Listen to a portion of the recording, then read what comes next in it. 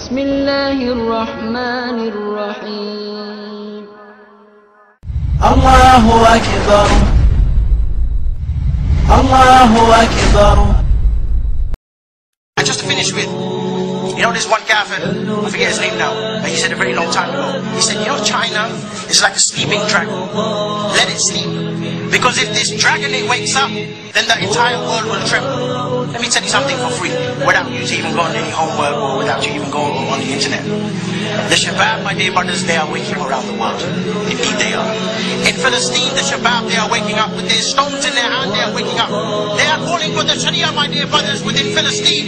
They are calling for the Sharia within Iraq, within Afghanistan, within Indonesia, within Shishan. And by Allah, my dear brothers and sisters, we the Shabab, we will wake up within the West and we will call for the Sharia here within the